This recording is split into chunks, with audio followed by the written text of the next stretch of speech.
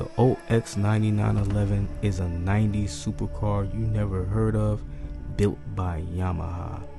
But why didn't it reach production? That's what we're going to figure out on today's episode of WTF Cars. The Yamaha OX99-11 was a sports car project designed by Yamaha's Epsilon Technology and British engineering consultant International Automotive Design. In 1989, Yamaha began competing in F1 racing, and with the enthusiasm of racing and the experience gained from it, they wanted to build a price-no-object car based on the actual F1 technology, even though their actual racing experience was going very poorly. But that didn't deter Yamaha.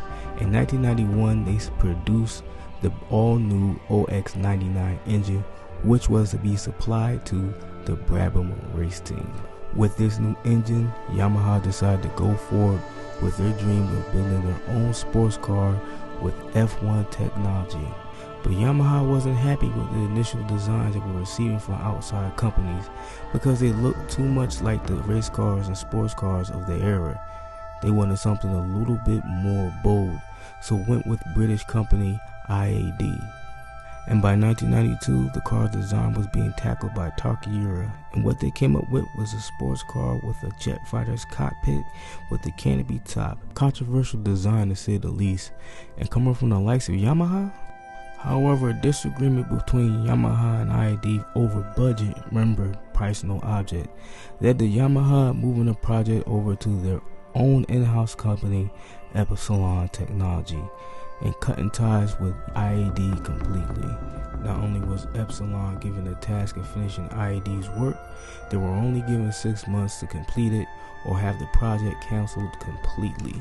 But the project would be delayed to 1994 before eventually being canceled. So what actually happened? What was the cause of the cancellation of the OX99-11? Well, Japan was in the midst of a financial crisis, and Yamaha felt that they wouldn't be able to find a buyer for this car, which was thought to have a price tag of well over $800,000.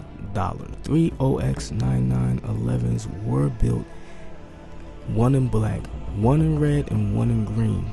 Now, the whereabouts of these 3 cars is unknown to me, but I do know that one did go on sale back in 2019. Whether that car sold or not, that I actually do not know. And here's my final thoughts on the OX99-11.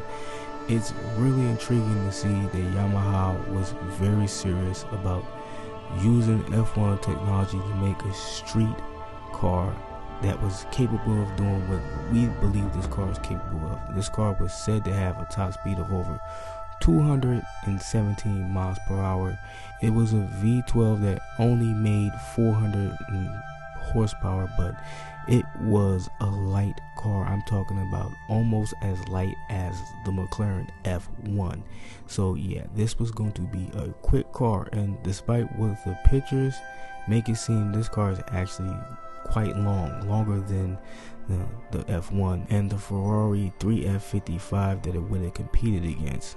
Now, picture if this car actually was released in 1992.